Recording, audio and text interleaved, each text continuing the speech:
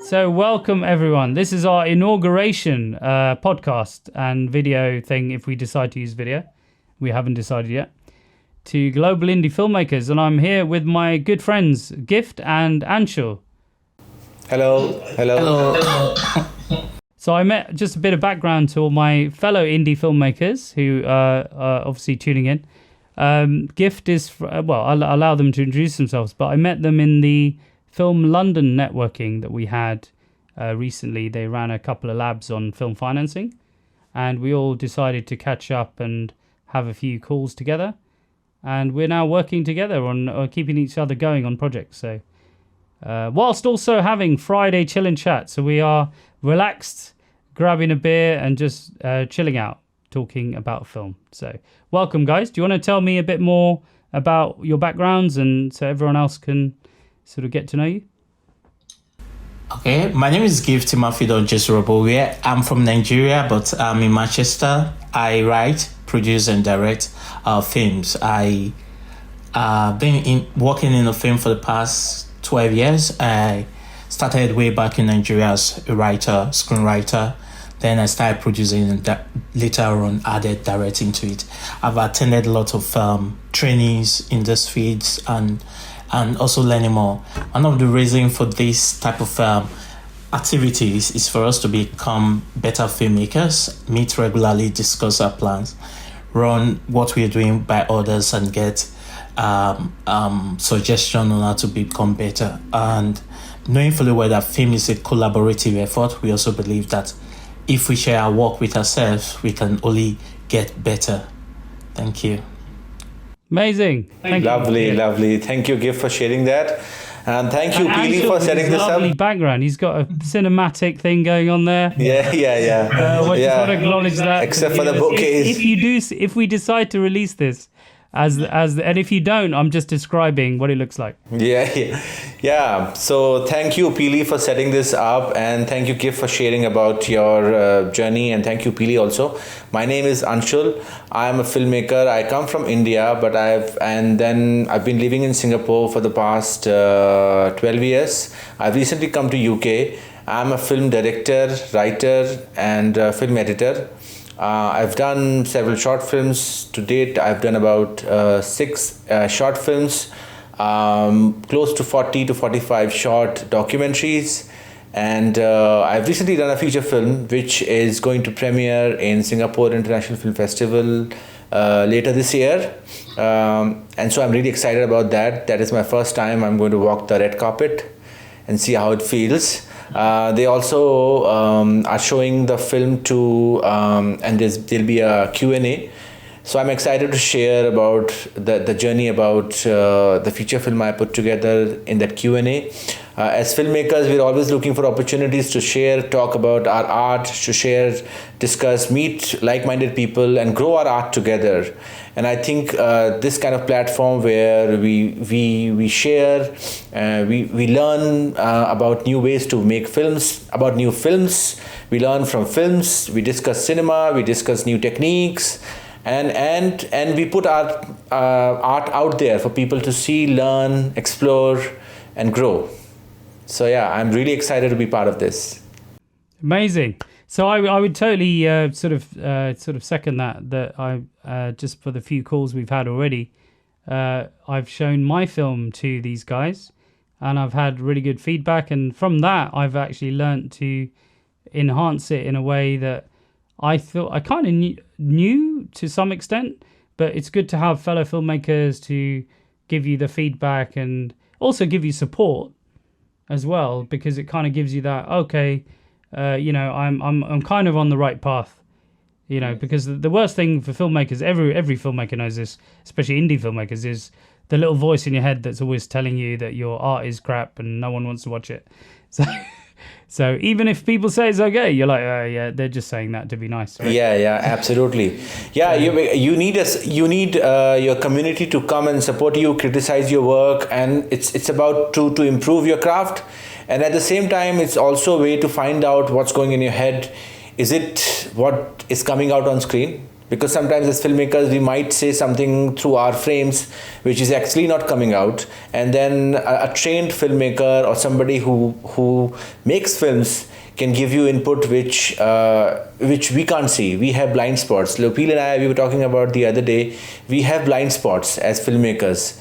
And only a fellow filmmaker who has done it, who has been behind the camera, who knows how to put it all, can tell you what's not there and what can improve and what is really working. So, yeah. I think one of the major problems we have as filmmakers is that the moment we are in charge of all the creative process, like writing, directing, editing, producing, and probably maybe we acted in the film, it becomes so difficult for us to see our mistakes. And we just, when we make mistake from writing, we take it over to producing, we take it over to directing, take it over to editing. Meanwhile, normally, why is a collaborative effort is for someone else to interpret that story after the writer has interpreted the story, the director has interpreted the story, the editor is another person taking the story, trying to turn it around from his own perspective. It brings new voices into production. But when one person is doing it, that challenge becomes very limited. That opportunity becomes very limited. So by sharing it with others like you, we might be able to say, oh, probably if I'm the director of this film, this is what I would have done. Or this suggestion I think you should put in and help refine and make your film a bit better than the way it was. I believe we are here to uplift each other, work to get to that level that we are striving for, to be among the best. And it cannot happen if we work alone in isolation and be competing with ourselves. We are not in competition. We want better film, we want to tell better story, we want to be celebrated, we want to be heard, we want that voice that we're trying to champion, that voice that we are trying to, we have something, a message to say, and want everybody to hear us. And if it's not good enough, nobody is going to listen. Yes, really, really well said. And I think it's always a balance in life, isn't it? Everyone's like either in the field of I'm going to do everything myself, or I don't care, I'm an artist, or they're like, oh, we'll just be in the commercial side and just we don't care about the story, we just care about the money. But I think it is a balance, especially when you're an indie filmmaker. I've found that when you're starting out, it's always great to just have that innovation where you just launch something yourself and you want to be a filmmaker, just go out and make something. And that's great. But then once you're trying to get a track record, trying to get going, it's always good to have support. And that's one of the difficult things, finding people in the industry who know more than you, who will actually give you that help. And that's a big challenge, right? And that's kind of why we brought this network together, to try and build networks and support for each other and try and help each other sort of rise together, right? And there's no like small cake that we all have to fight over. There's unlimited cake. That's the way I see it. And I think it was Terry Crews who said that in Hollywood, when he looked up as an actor, a black actor, and he looked up and he saw a fellow black actor getting ahead. He initially was like, oh, that guy's got ahead, so he's my competition.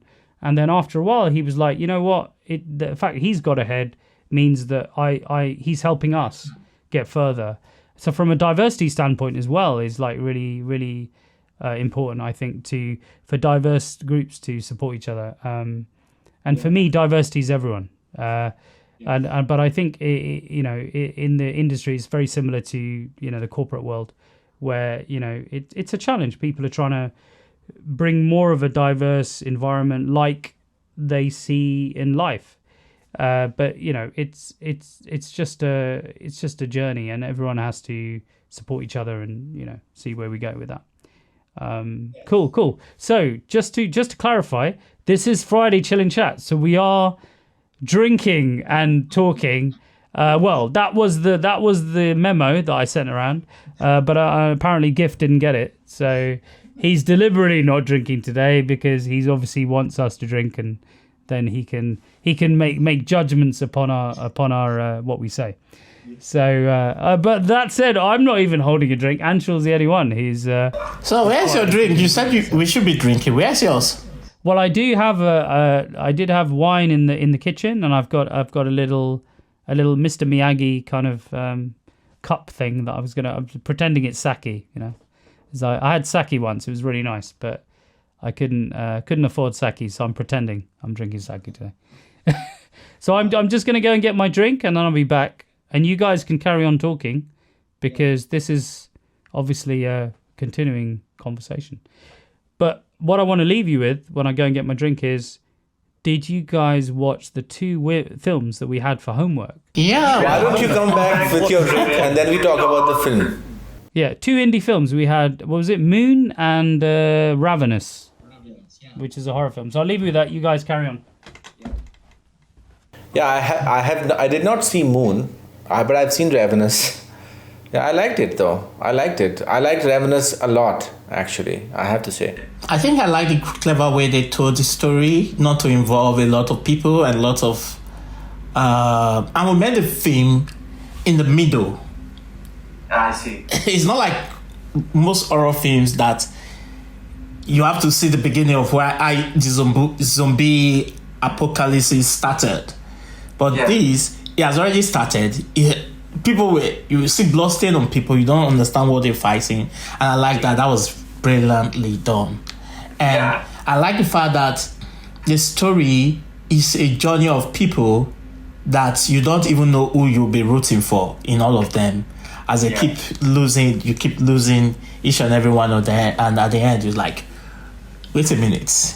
I thought I was rooting for this person to make it. Yeah, that's true. So this is my Mr. Miyagi cup. It's like one of those little pottery things. And look at that. It's I try and drink my wine in these little things now. Oh, what's the special reason? Do you enjoy them more? Like different, right? You feel like you're drinking some Japanese tea or something. It looks like coffee. Coffee is not deceiving. It is actually a that looks like coffee. Tea thing, yeah. You could totally get away with having wine all day, saying I'm just having tea. More things to drink from. That's what it is. I drink my soup from here as well now. But the funny thing is, I do keep dropping my wine glasses because I'm one of those people who actually wash in the sink. I do have a dishwasher, but sometimes I'm like, let's just get all the washing done quick. And because I'm so fast, sometimes I kind of chuck I have dishwasher. I just avoid it. I don't know why. Probably for my background. I don't think I've used it up to 2-3 times, and it stopped working recently. I've called the agents. This thing is not working. I've only used it 3 times. Yeah, we don't have sponsorship on this podcast, but I use Bosch. I recommend Bosch. Bosch dishwashers are amazing. You need to get sponsors. Don't do adverts here if they're not paying you. I have a Hot Point washing machine. It's lasted me for 10 years. Hot Point, great. Now we probably have to beep those out, I think. Yeah, you send the invoice to them. So we were talking about Ravenous though. So yes, Gift was going to share. So Gift was talking about his views on the film. So Gift, do you want to just repeat what you just said? Oh, I said I like the way the film started. It didn't start from the beginning, like trying to establish the origin of the zombie apocalypse. It has already started. Not to interrupt, but Anshul, do you want to say that bit again? Because I talked over you for the edit. Yes. So I was going to say that.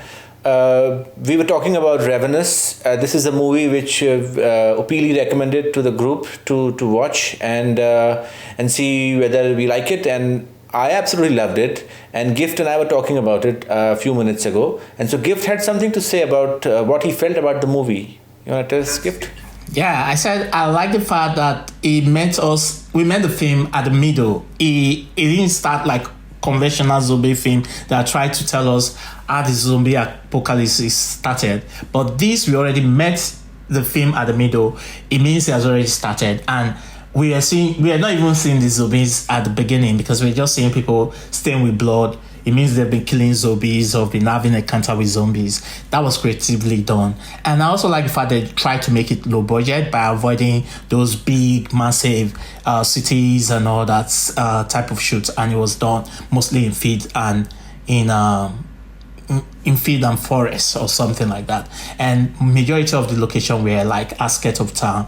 And they gave us this impression that they've cut off the town from them. These are simple ways of making a story low budget and trying to avoid a lot of things. I also like the fact that they didn't use a lot of CGIs and all that and special effects and all. No, they did special effects. So the main thing is another thing I also saw at the beginning was like, I don't know who to root for. I was rooting for a lot of people and they were falling off by the wayside. I didn't know who was going to make it. It was at the end I was like, wait a minute. I thought this person was going to make it. I thought this person was going to make it, and thought this person was going to make it. It's like an ensemble kind of film, wasn't it? Yeah. You thought originally, like me, I thought it was going to, these guys are the heroes. Kind of is more of an ensemble. Yeah, it was brilliantly done. It? Ensemble sort of cast? A bit like Reservoir Dogs in a way. Yeah. Then, one thing I thought could have worked, which didn't work for me, was they didn't make me to get too emotionally attached to the characters. At the point, I felt if they've gone through the romance route, which was very predictable and everybody would notice, I wanted something that when people die, you feel the loss, the pain and all that. I was looking forward to shedding the tears for this film, probably because they didn't dwell more on their background. You don't know where they are coming from, their history, what drives them. You don't know their past. Even though they tell us, they didn't show most of them, like that woman that lost her kids and all that. I was thinking at the point, because I'm very emotional when watching such films, so I try to put them towards the end, not to watch them, because I can share a tears for someone that I could relate with. I didn't feel that much. That was like the little downside of it. I think it could have been more. That's a really good point. So you've got that balance between shooting something indie where you don't, you go into the big, middle, so you don't have to do all that extra work. But then the problem is, if you're not invested in the characters, you do care if the zombie eats them, kind of thing. Yeah, I think there's a problem. Yeah, that's true. Yeah. Cool. Yeah. What about you, Anshul? What do you think? I think I agree to a lot of the points which Gift made about the film. It leaves you from the start, from the get-go. It puts you in the middle of a story. You don't have to watch what happened before, and it just starts right off the bat. And the starting was really interesting. I hated the fact that the black character, who I found very interesting, died too soon. And I mean, this is my personal feeling. I've seen a lot of movies, the black guys get killed either too soon, too swiftly, even though they're guys, if you're listening. Yeah, and even though they are very interesting to watch. So I agree. This person, this character, when it came on the screen, I loved how he was moving, how he was using the screen, how he was like, he had the right amount of intensity on his face. But then he just dies, and but it also kind of launches the film in your head, very like in your face, that is the brutality of this whole action, that like no matter how good or friend you are, you can be lost in an instant. And there were, even though you could say that it did not have many relationships which you could explore into, it had moments where you feel the loss. Like, remember the two sisters? One of the older sister, like, she gets bitten by a zombie. The one who helped the other sister with the pickle, and then she has to kill her sister. I was quite touched in that moment, even though you haven't seen much of their activity, but you can feel the emotion, right? I also like that they tried in their own way to have the romance a little bit, but of course the situation is so bad you cannot expect any romantic feelings at all. But you feel some amount of connection. People start to develop even in the midst of death everywhere around you. Some technical stuff. I think I loved the overall the feel to it. Like it was very sophisticated and classy for the money that you see was put in the frames. Like, they had absolutely no budget. And I don't know whether the whole tower of chairs was a VFX thing or what, but it was really arty. I felt quite moved. Amazing, wasn't it? It was amazing. So different. And of that, it wasn't explained. I know the zombies were enticed to it. Were they putting it for people they lost or people they want to kill? Because there were still some chairs in the feed. And it was what you mentioned just now, we're just going to react to some of the things. There were flashes of brilliance in it. those chairs arranged would have been, if we know why they were doing it or what made them to stand in that field and listening as if they're worshiping the chair, it would have added a lot to this film. And you talked about relationship, the friendship, the connection that black and white guy had at the beginning was something that should have been exploited for this film, because at that point I was rooting for them. The jokes, the dry jokes, they brought the comic effects for this film at that point, even in the tension and all that. And for the fact that the black guy died stupidly was very painful, because those deaths were very unavoidable as in its own. This woman, I know what they were trying to do at that point, that he knows the woman, probably. Imagine you seeing someone that you loved and you know very well, and something happened, but I thought that could have been delayed. It was just too quick. It was just like 2-3 scenes into it. And and also I think I like the other characters. They made the characters very discernible, like even though they're all kind of doing the same thing, which is to save their own life. If you see the characters, you could tell them that this person will behave in this way. So the woman who basically dies in this giant massacre scene, where she kills one zombie after another towards the end and finally dies herself.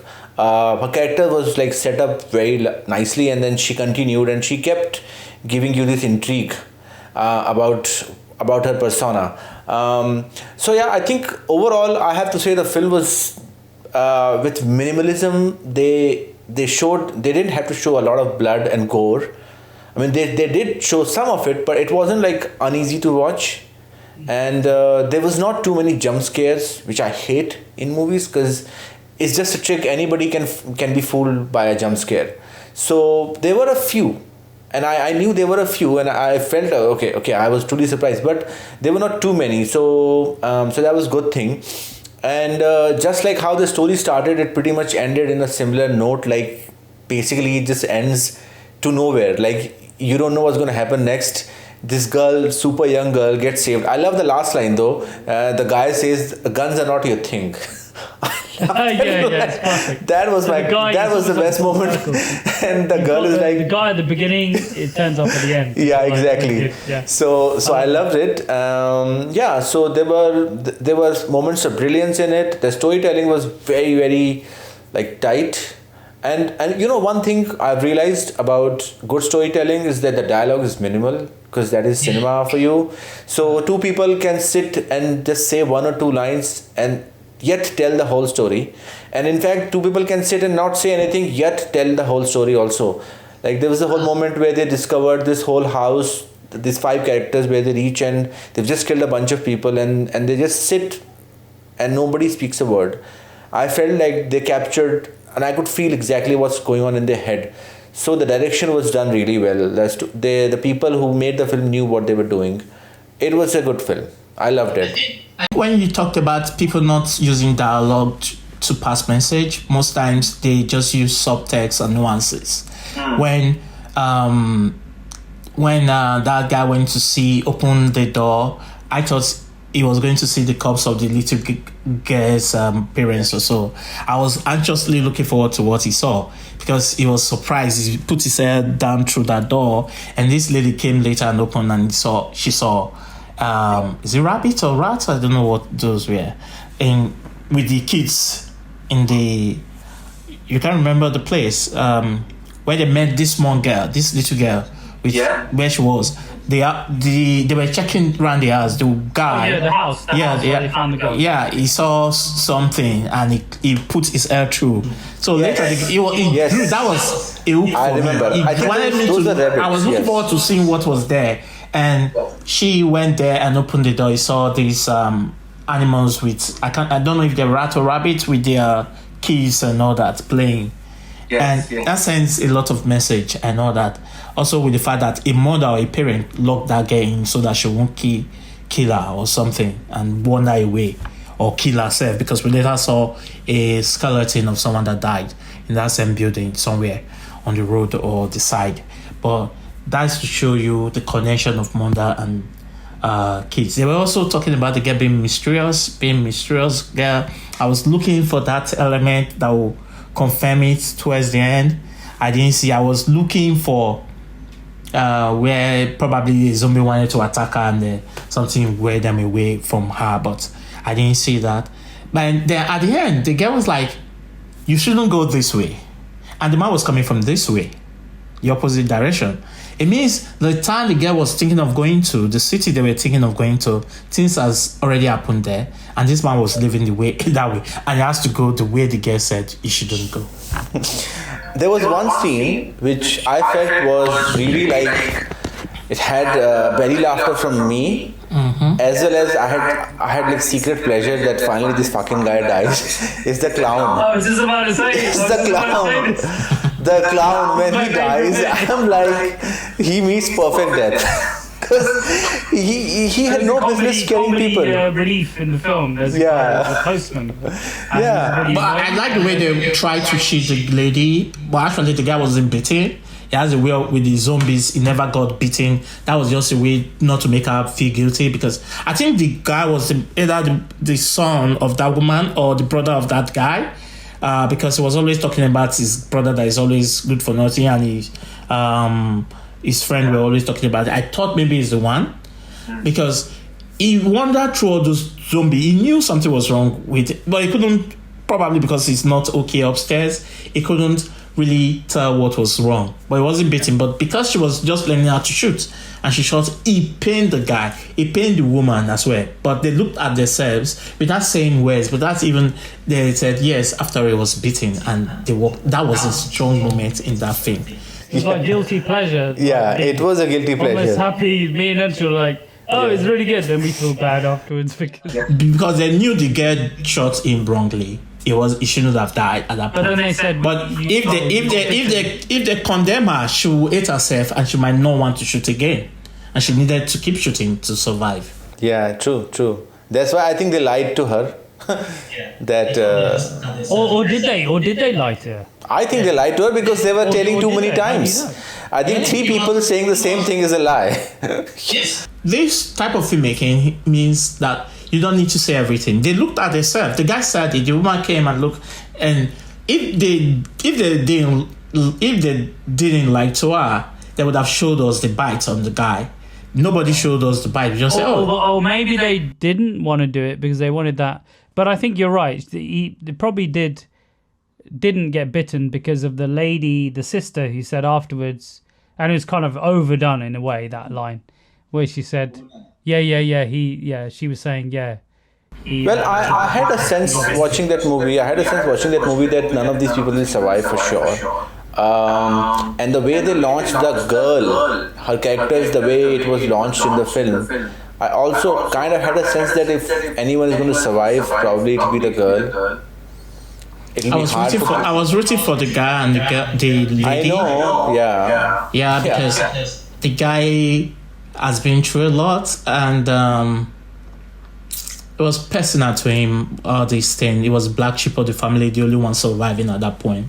And I think one of those 2 ladies is a mother or adopted mother to the black guy, because when he came without him, she slapped him. She slapped him. Yes, exactly. Oh, right. So that was his mother, one of them. Either mother or adopted mother. Yeah, she's white. I noticed something later in the film that I felt implied they were related. Yeah, she was talking about a bear or baby. She was talking about a bear or baby or something. I don't know. She used slangs for. There was some nuance. She used slangs for him, and she was always saying that she was with the other lady that she's looking only for the guy to come alone, and so a lot of things were left unsaid in the filmmaking. And brilliant filmmaking, you leave the audience to wonder a lot of things. You don't say everything. You don't say. That's brilliant, because you want them to participate in the storytelling. You want them to contribute their own way. You see it and interpret it your own way. It makes you to be more connected to the film. The connection we lost by them not revealing a lot of things about all these people, we got it because now we are talking about the film. It's just like acrimony, that everybody was like, oh, this is right, the man is right, the woman is right. It was a debate. You see a debate today. And that's what this film is giving us now, a lot of points for us to discuss. We are contributing in the storytelling. We are part of it. Is a connection. That's what good film does. So, Pili, why do you think you like the movie so much? You've seen it a few times, I guess. Yeah, I've seen it. I watched it again when I told you guys to watch it. I watched it again. So why do you think I that? love it is because it's like a really good question. I'm always about trying to make films that tell a lot but don't have a lot of resource to tell, right? So you know, these big sci-fi horror films, you see all the big, you know, expanse that they do and the special effects, visual effects, and you think as an indie filmmaker, I don't have all of that resource, right?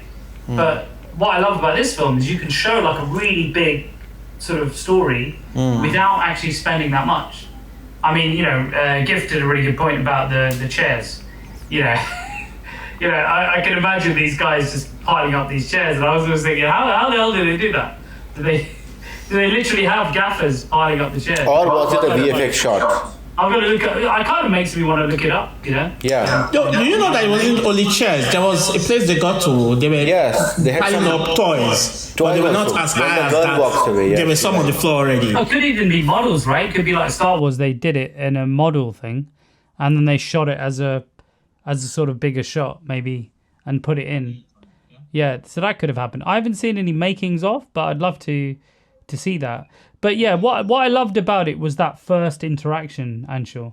The interaction you guys were talking about between the black guy and the is he mixed race or is he white guy? I don't know. But those two, you know, where they're just lying in the truck, and I think it was in the trailer as well, or the flash that I saw on Netflix, and I saw it and I was like, wow, I got to watch that. And I think they showed that bit where they're just lying back in the trailer talking, and the bit when they're looking in the distance, and it reminded me of 28 Days Later. And I thought one of my favorite films. I keep watching that, and I'm like, yeah, I've got to watch that film. It's like, it's got that sort of dynamic of, and plus, I love French films. You know, I love watching films in different languages. I just think they're amazing. Just to get the extra layer of character through the language is amazing. And I never watch films with the dub over. I hate doing that because I feel it kind of loses the actual actors acting somewhat. I feel you lose some of it, like almost 50% of it. So I love the fact Netflix allows us to watch films with the original language, French Quebec, I think it was. And apparently one of my friends is from French Quebec, and she said to me, you know, this guy is actually quite well known and she's a fan of his, but she's never seen the film. So I sort of let her know about it, and she watched it. She loved it. So.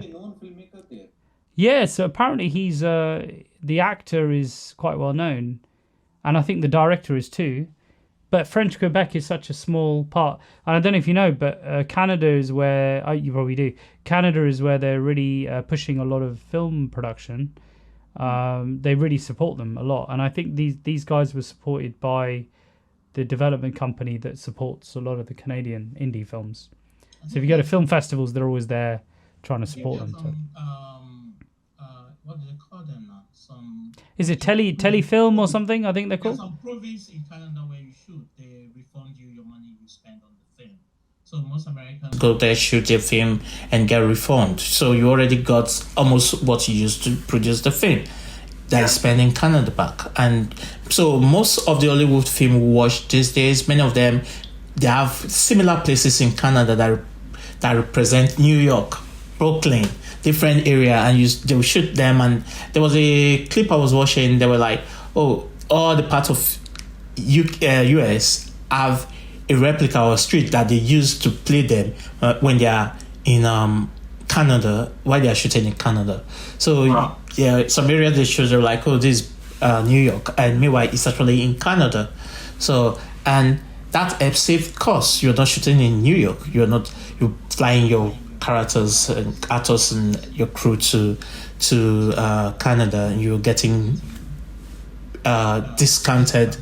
You're getting back your refund of the money you used in producing. Yeah, I mean, it could even be like 40%, right? Even if it's 40%, it's good. But yeah, it's a massive amount if you think about it. We think about in small indie budget, but imagine if you're doing a £50 million film or. Yeah, I think there's also something like that in Highland, I think. Yeah, so I think it's called Telefilm, and I met them in Cannes. They're really nice, and they basically the good thing about Film Canada is they always like connect you with Canadian filmmakers and producers.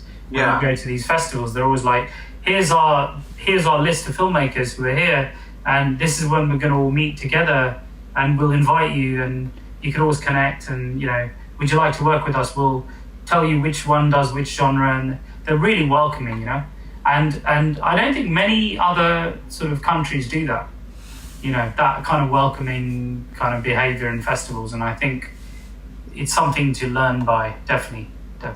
I remember when I went to Cannes in 2018, I had a similar experience about Canadian booth, where the information flow from Canadian booth was very swift and very smooth. You didn't have to ask too many questions to get answers. You just went there, and then they'll give you, and it was well presented too. Whereas I think when I was in UK Film, they also gave me a list of producers. But then they gave me basically a screen where you could go and browse, but you can't print. So you could browse and you could make a note, but you couldn't print. And so, but I remember from the Canadian producers list was easily available, and there were email addresses were mentioned, and many of them were visiting Cannes. So if you drop a line, they will respond to you. So if you mean to work in Canada, it seems like going to these marketplaces, you will find them easily accessible. Doesn't mean that it's going to work out in the very first meeting, but at least you can access them, which is sometimes what you want in a market, because there's too many people and you just wish that you had their direct contact. You could at least reach out to them, say hello, and you go from there. But yeah, overall, Ravenous, great choice, Uppili. You've given us something really good to watch. I'm very, very skeptical about this genre because they all seem to have the same kind of storyline. I saw this. Wait till you see mine, mate. Because those are the type of film Uppili likes to do. I'm slowly getting Anshul into. And I was like, Uppili is forcing me to watch horror movies. You told me not night. to say anything. Sorry, I fell. And then Uppili is forcing me to watch horror film at night. He doesn't want me to sleep well. Uppili No, it's Halloween. You want to get into it's time. It's like my friends are all displaying their horror films. It's the 21st today of October. We got 10 days till Halloween, if my math is still working. I think I did okay on that one. So yeah, Halloween's happening. We're gonna show our Shakespeare Halloween short, Shakespeare horror short. We're trying to find a place to show it, bring everyone together, celebrate indie filmmaking. So yeah, that would be nice. We're looking forward to Yes, looking forward to that. I had 3 pubs offer to show, and one of the pubs is haunted apparently. So I was hanging out a few days ago. A lady was outside, and naturally, as I talk a lot, I just started talking to them. And she was laughing very loudly, and she was embarrassed about her laugh. So I said, "Don't worry, your laugh is fine. It's okay. Don't worry about it." And then we started talking about film, and she said, "I'm run a pub, and it's a haunted pub. So would you like to come and show your film there?" So that's what I got. Yeah. Yeah, so it's amazing. But I have to organise, and we've only got 10 days, so we'll have to see. I think Halloween is on a Monday, right? So my idea is either show it on a Friday or we show it the next Friday, the following Friday. Let me know on time so I can get dressed up in Halloween gear and go and watch it. Let me know so I can put it in my diary. Manchester is far from London. Yeah, well, I have on good recommendation that Anshul's gonna send you a limo to pick you up. But we're supposed to. I know you were saying we should plan it together, but we didn't have any meeting. We were drinking, and Anshul said, drinking. I've never been drinking. Gift the limo, so long as gift pays for 80% of it. So I think that's fine. 21st, okay. So Manchester to London is not too far. Gift, you could definitely show up here. Gift, if you started walking now, I think by 10 days' time, I'm sure. I know you just want to see me. You just want to see me and see my butt belly. That's how you can mock me. Think of it as like an opportunity to transform. I'm a transformation person. So imagine transforming that into like a Gerard Butler 300 Spartan, We're giving you an opportunity here. I mean, I'll be. You may never have one again to walk from Manchester. You could be on the news. They could promote your film. They'd be like, "Why is this guy walking?" Well, I'm promoting my film, and Yeah. I see your plan. Anyway, can we briefly talk about Moo? Or Anshu said he has not watched it. I haven't seen the film. You guys can talk about it. That'll set me up. I don't mind about the spoilers, and I am going to watch it anyway. We were, so for the audience, we were going to talk about Moon. David Bowie's son did a film. He's known as Duncan Jones in the film industry, but I think his original name was Bowie. So he did a film is amazing. He used a lot of people allegedly from the Star Wars world who did all the models for Empire Strikes Back and stuff, and they built a whole sort of moon verse that when the moon shots they do, they're all models. They're not sort of visual effects, and I'm very close to my heart. I love Alien. I love Aliens. I love Star Wars. One of my friend's dads worked on those movies. And, they're just, he's a legend, that guy. He's like, what he's done is like amazing. To build those little models and sort of get people to think they are the real things is just incredible. And I actually think they're better than visual effects, I have a few friends in my indie filmmaking group who have tried to do the same. So one of my friends, Mark Price, who's a really good director from Wales, who did an amazing zombie film for $45 that he took to Cannes, which is and Rain Dance. I think he won Rain Dance, or he was in Rain Dance. It's like and Cannes. It's pretty cool. Called Colin. You should watch it. That could be another film we watch. Making a film for $45. Holy crap! But when you meet the guy, amazing guy, really good. And he did a recent sci-fi where he took a guy who's done a lot of these models. I think there was a guy on Instagram who showed off a Battle of Britain scene where there's like hundreds of Spitfires going across the sort of Kent coast, right? There's just a little kid looking up, seeing all these planes. And it looks so good, you think VFX, but actually it's special effects. So he got that guy to help him, and they built a spaceship in his house, and they basically shot the film. And if you watch it, it's really good. For a low-budget indie sci-fi, it's really, really good. It's called... I remember now. I think I'm going to forget, but I'll post the name of the film sort of under this video. But it's a really let's remember now. But it's a really, really good film. It's really good. I'm really impressed that they did it as an indie project. I think for us to have a more engaging discussion on Moon, probably we should give Anshul one more week to watch it so that we'll come back and discuss, and we can actually officially end this section, so that we can move into our... Are we watching any of the films by Uppili though? Yeah, I think we should have a go. Let's watch one. But I'm just trying and find this film because I know it because I've seen it so many times. But it's like completely lost. This is the problem, isn't it? When you on Friday night, you always forget. I'm trying to see he's going to kill me if he's watching it. Sorry, what is written on this your cap? Kick my ass if he... What's written on this your cap? If he knows, I don't even remember the name of this film. It's really embarrassing. It's like a traditional sci-fi story, battle in space, crash landing somewhere.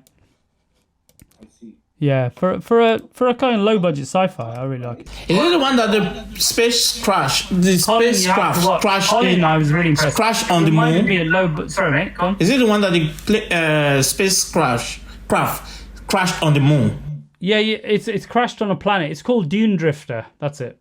Okay. The reason I didn't remember it is it's quite a difficult name to remember. Drop it in the group. There's also the. He did Colin for $45, and he just got a load of friends together and made a zombie film. And if you look at some of those shots, to me, I'm an indie filmer. I look at it from a, perspective of what can you create with not much, right? So and have good value on the output. And I just thought it was incredible. To me, that guy is like way up there, and I hope one day we can make films like him. I rave about that guy, but not in a kind of weird way, but just, you have to honor people who go for it, and not enough of us do that with not much resource. And I think it's really important to send out the right role models for people, because they're so generous. The real ones are so generous with their time and their feedback, right? And, you know, everyone can talk about Tarantino, and I love Tarantino and Reservoir Dogs.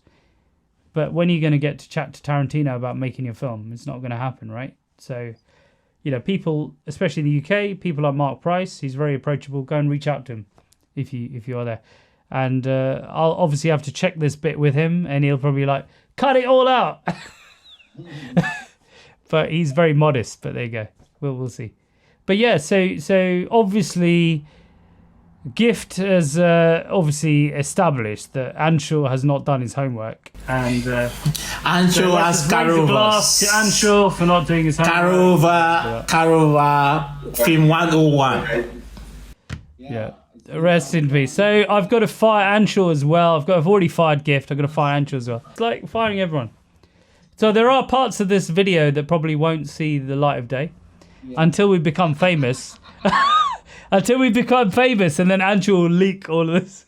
Are we going to be coming together on the 28th for your movie screening? Or yeah. So the thing is, bros, I've had this lady come up and she's like, I'm there, but she was in a pub with her kid and her boyfriend, whatever. He's also a legend. He knows all the pubs in St Albans. So apparently, if you need anything shot in St Albans, he's there. And I need to finish my film Wooden, and I need to shoot in St Albans. It was almost like the universe is saying, here it is, you know? And I was by myself. My friend didn't turn up. So I was there by myself the whole evening. I had a few beers, had a pizza, waited for my friend, didn't show up, so I left. But it's kind of unusual that happened.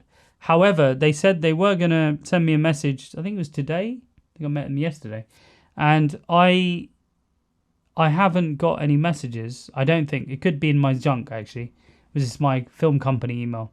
I've got to check. But I texted my writer, and he's like, he's meant to be the marketing guy, but he's not, you know, he's not turned up and said, let's do it. So I have to check with him as well.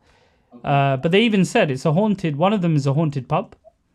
The other one's right next to the Abbey of St Albans. It's a very nice conservation area.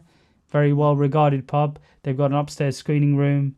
So if you guys turn up, it'd be great. But my question then is, how do we bring everyone in, you know, in 10 days' time to, we have to you know, as invitations for friends and people in London as part of. We charge them £5 or something, and then we do something with that money. Or we charge. I don't want to charge them anything. The lady said to me, charge everyone £5.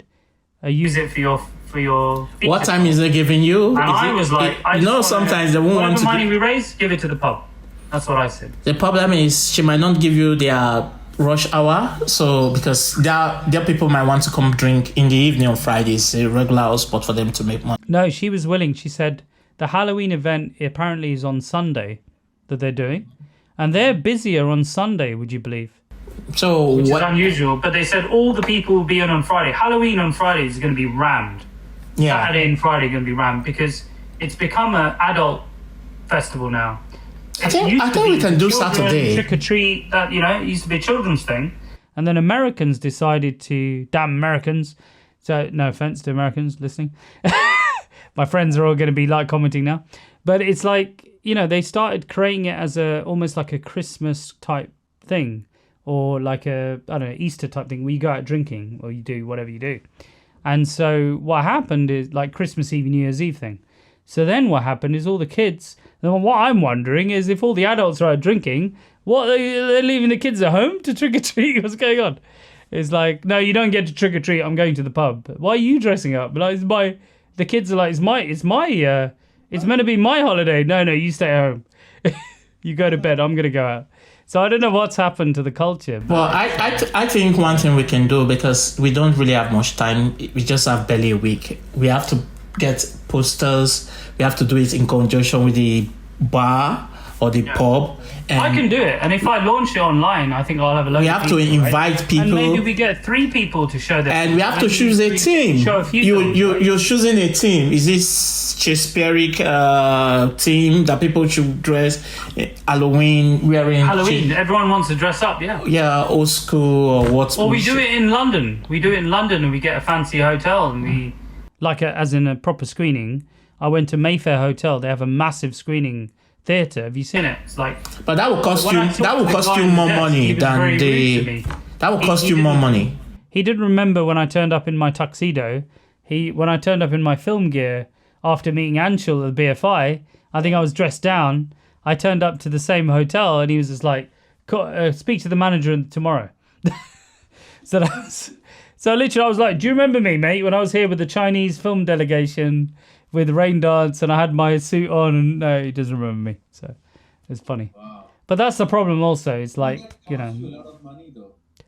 Yeah, it probably does. Yeah, you're right. Yeah, that's what we are trying to avoid. Place that's got like some vibes and. But it would have been good if we could get a place where we can watch a movie for like. It's not going to. The event will take up to 1 hour. Then after, then we'll go. Like a little room in the back or something. Then we'll go for the after party at the bar or this club and have the. So I used to be a member of Hospital Club, and I would have hired that. Really nice theatre. It's already got the film ingested. It's a professional film theatre, but it's like a media club for film and TV people. So like professional people. And I was a member and I could have done that, but they shut down in the lockdown apparently. So we've lost that now.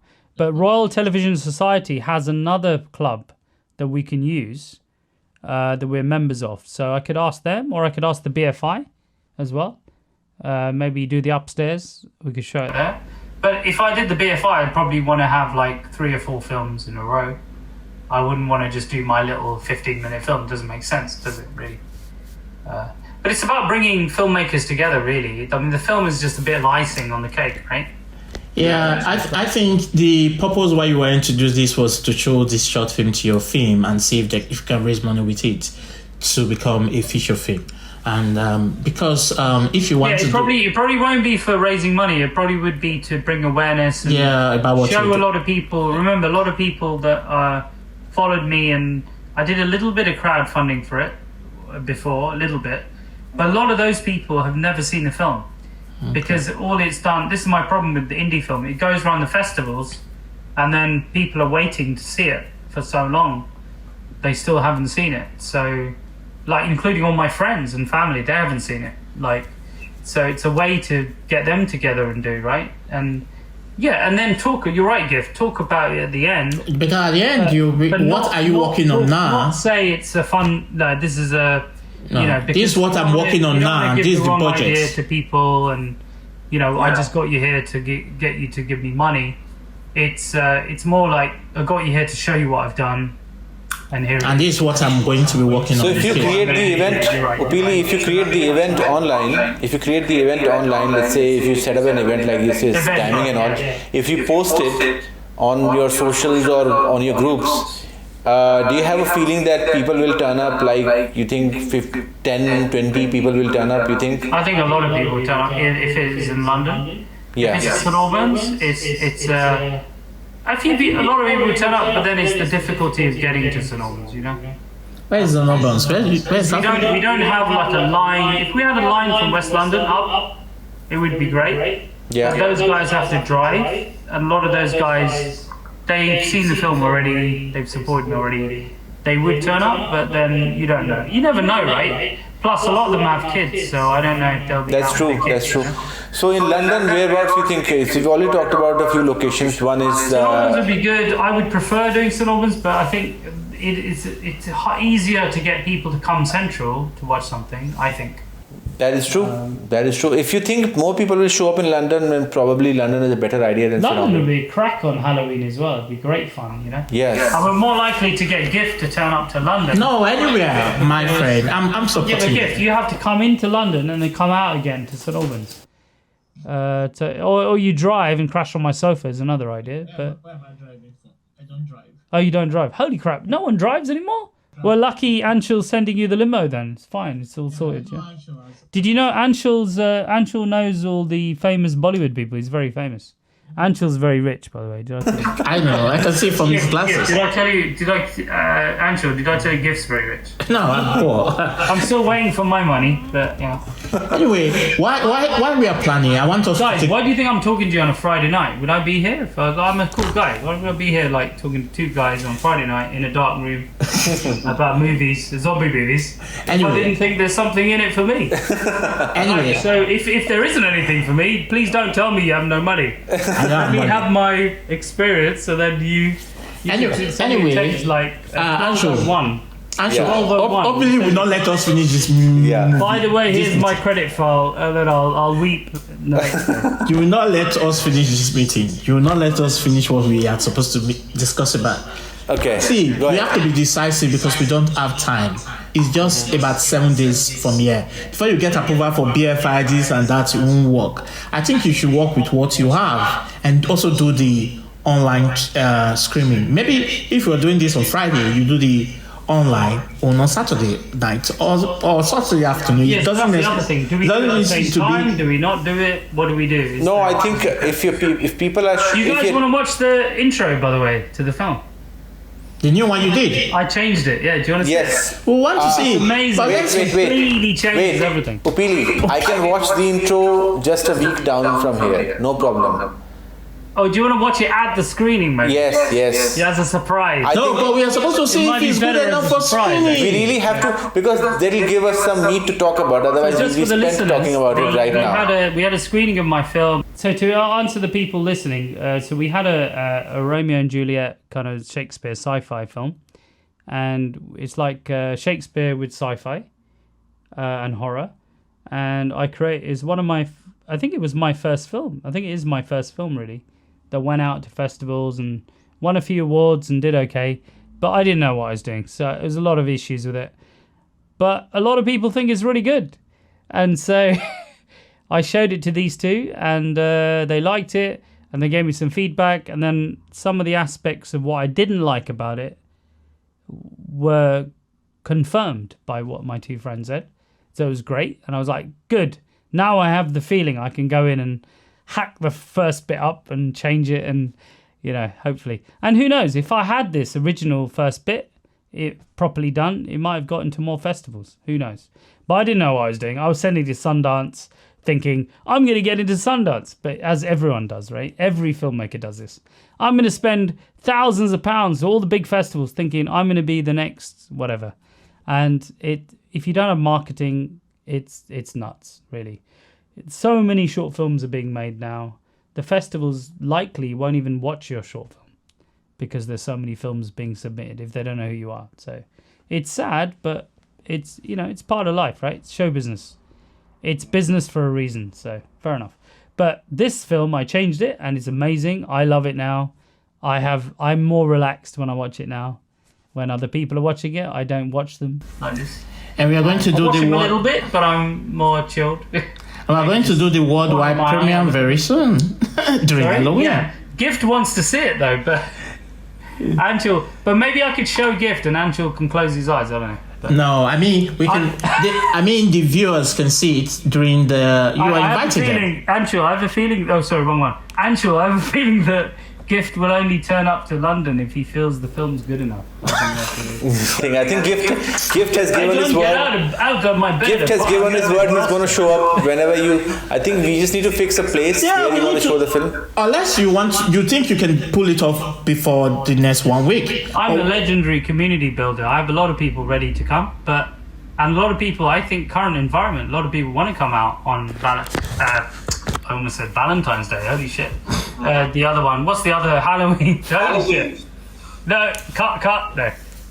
Valentine's Day is the other thing where people are kind of come out into London for dinner and come out and whatever. I don't think there's any other time apart from Christmas Eve, New Year's Eve. I don't think there's any other time. Easter. Easter, did they really? Yeah, because it's a long holiday most times. I think a lot of Easter people I know, that like Christians, friends of mine who are religious, they tend to fast a lot around there, and they. The fasting is before I the. don't know. The fasting is before the festival. As a commercial festival in England, I think like Christmas. You know, Christmas Eve, it's not really a Christian thing.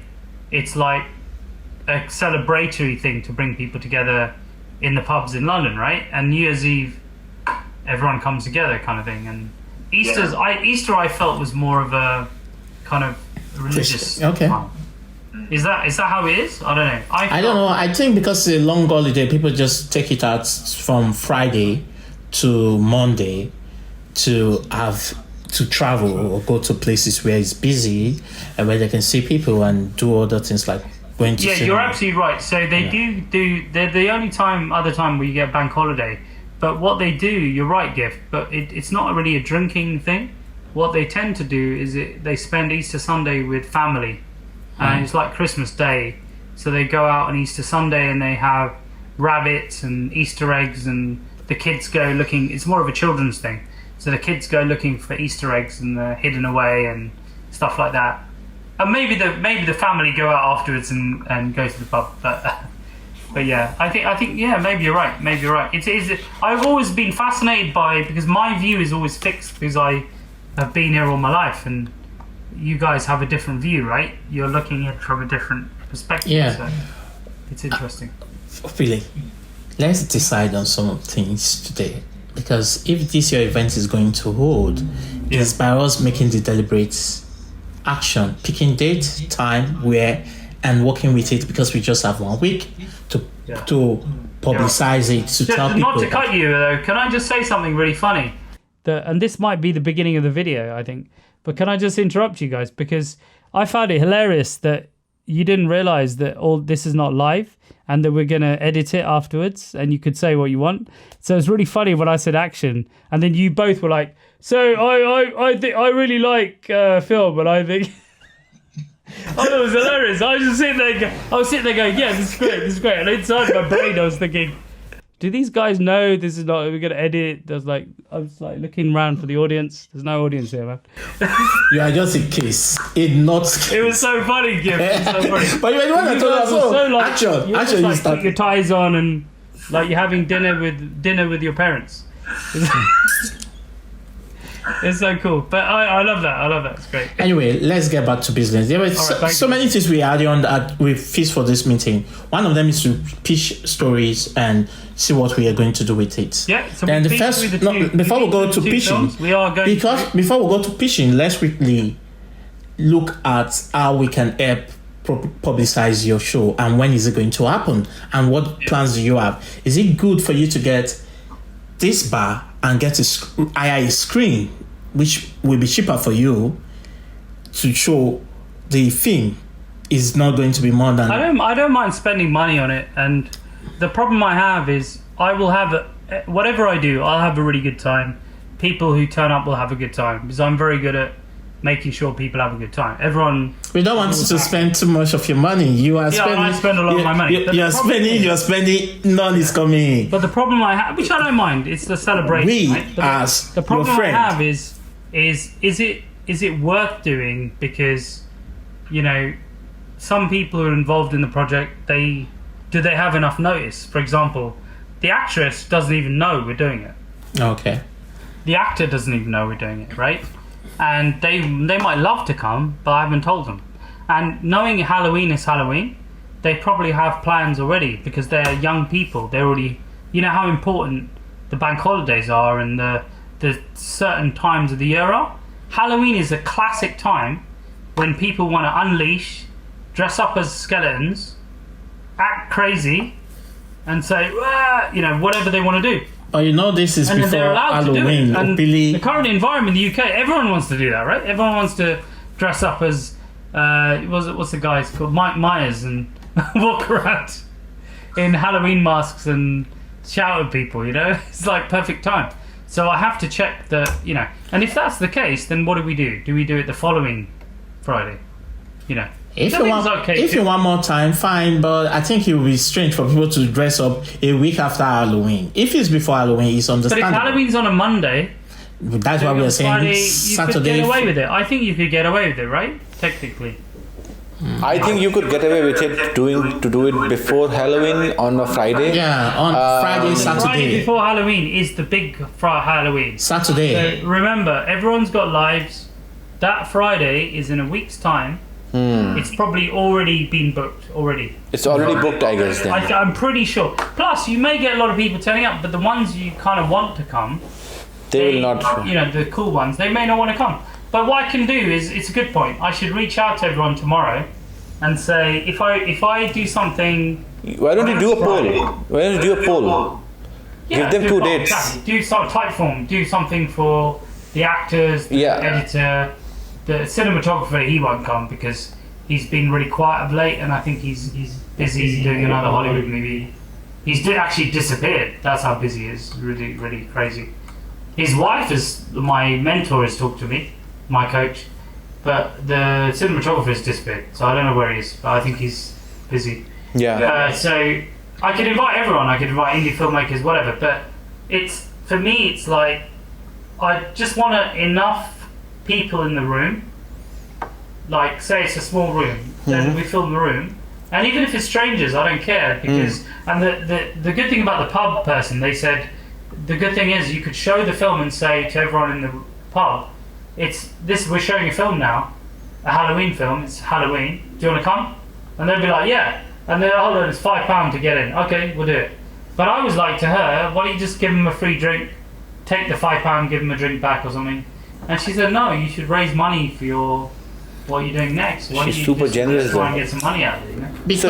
Because they know if you fix this on Friday, whether it's people are going to definitely want to come to the bar on Friday, and knowing that there's an event that they want to come in, whether they are paying or they are not paying, they want to come in and they'll pay. She knows. If this was a month ago, I would have so many people coming up that wouldn't even get into the pub. The problem is, it's like a freaking You keep saying, you know one thing I'm trying to fight. Yeah, but the rider said to me, yeah, let's do it. It was his idea, right? So I was like, okay. But then I told him, I met these people. When I was there, I was texting him, and he's not replied yet. If we count out 28th, then we have the option of doing it on the 4th. And it's okay if it's after Halloween as well, because anyway... If it's on Monday, yeah, I think it's okay. No, so 4th is a Friday. Halloween Either side of Halloween, Fridays or Saturday is okay, I think. Yeah. Either side. So then either side, if you're okay, then 28th is a Friday. Or 29th is a Saturday. Yeah, because it's just an excuse. And sometimes it's better not to have the craziness of where the whole of London is doing Halloween. Because the prices are like 80% more expensive. You know?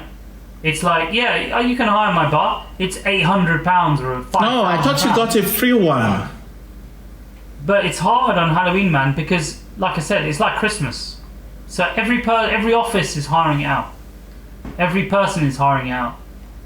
Everyone's hiring out. So it's very difficult now to get, you know. But I've had offers from St Albans pubs who want to do it. So it's... on the 28th, you mean? Or 29th, you think? Yeah, on Friday, Saturday, and I think the only problem is the Sunday.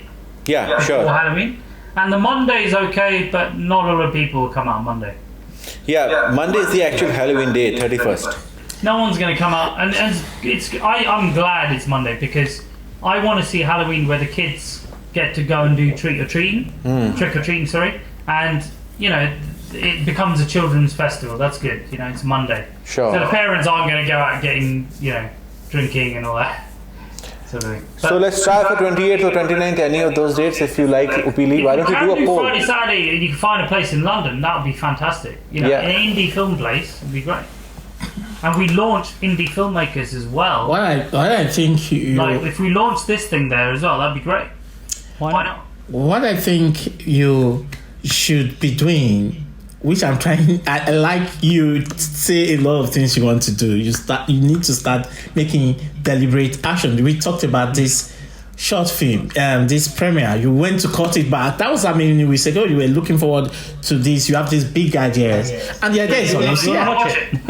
No, I'm not. I don't want to watch it. Should we watch Helpline? No. Gift is No. No, let me finish what I'm saying. You're shutting We're not me up. watching any movie. We are setting up Let him finish. the The event. idea is you'll be talking about technique, so I should go and stop it. showcasing something for Halloween, and you've been working so hard to do this, and that is almost time it seems to be no concrete plan on ground. As we are doing that other part of it, we are supposed to be running with the plan as well, that this is what I want to do, this I want to do. It's a gift. It's really easy. I'm doing 24/7, so I could launch a thing tonight even. Yeah, but I've got a really nice poster. It's very high end. Yeah, the place you want to use, you have to conclude.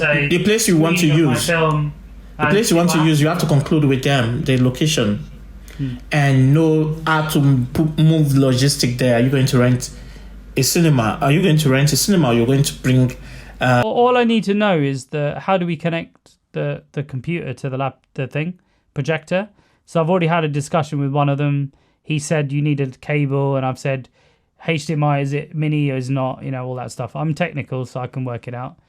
But the fact is really good. What you're saying is really good point. Really good point. Yeah. But what I'm saying is like it's how do we get the people? Because I don't want to do all the work and have no one turn up. But then locals may turn up. But then locals may not turn up. I might be sitting there by myself. If I did do that, I'd definitely take a video of that, because that's viral, mate. That's viral. Mate, I'd love to. You see, I'm the anti of everyone else. I'd love to watch a movie by myself in a theater. I'd be like, I have the theater to myself, thank God. And I have a 200-seat theater. I'm watching my film by myself. Can you not think of more of amazing space to be in? I'd just be like, there's no annoying person behind me. There's no one to worry about. I'm watching this big film by myself. I can laugh when I want. No one's going to look at me. Gift. Now I know why he keeps why he says that he can have many people. He can entertain 1,000 people at the same time, because he is like that. I would just hang out by myself, dude. If I was the last person on earth, I would just watch all the movies and be by myself eating all the popcorn. I'd be happy. No, you have to push me, because I think what you're doing is absolutely right. And I'm the laziest filmmaker alive. I'm so lazy. I'm just like, you have a lot to share. You have a lot. I do. I'm doing so much. Sometimes when you're working on so many projects, it's like you forget sometimes about the. One thing I think you should do, have the option for this viewing. Pick a date or a time that you're going to do the online mode. That we all will join us. Yeah. So what do you guys think about that? What do you think about the online? Because a lot of the indie filmmaking community, they're all online, right? Because they're different countries, and I'd love to get them all on. And we could even do a clubhouse room where we started, to talk about the films afterwards, and we could show maybe a load of films that all of us have made since we started the community, and also the new people can show their films. So we could do like a really long thing, or we do it once a week. We do lots of short things. But I think it'll be great to promote people and like get people to share their stuff, right? And what do you guys think about that as an idea? I don't get it. I was talking about the world premiere for your film. That was what I was talking about. You turned it to something else. I don't know. No. You were talking about the online thing, right? Yeah, I was talking about the world premiere. Yeah. But you're talking about online. During this. And YouTube online, right? Yeah. During this. Halloween period. Yeah. So we were originally talking about the theater. Yeah. And then we talked about the online for what people who can't make it because they're in India or Asia. Yeah. So we have a big indie filmmaking group. They want to come along, but they can't join. I don't know how we would do that in a theater. I don't know how we would do that, Anshul. Maybe we could do it. We could put it on like the back of the room and just. We could do that. I don't know. There is a way to do the live screening of the thing, but I think it's too much of a hassle to do that. Even a big festival doesn't do it. So when we finish that one, maybe 5 o'clock the next day, you can have the online stream. Yeah, but imagine if you did it live stream at the same time. So that you launch at the same time. I understand. There's too many. Then we all go on the thing the next. Too many logistics, Uppili. Too many logistics, because you see, then it's like you're not even enjoying that movie anymore. And even the big festival who showcase their film, like BFI for example, if they put their film on an app to show for people to watch it wherever they want to, even they don't do it online. Like they don't do it simultaneously, because film doesn't translate very well. When the sound doesn't translate very well for an online, you could do it for an event. If you had an event, if you had someone talking, yes, totally fine.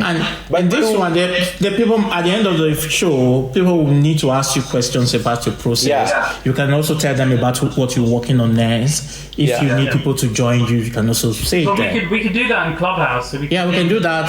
I don't know where you normally meet your what you said you have. You normally meet them in Clubhouse or your fans. Well, we could do the films around the world the next day, and then we could do Clubhouse.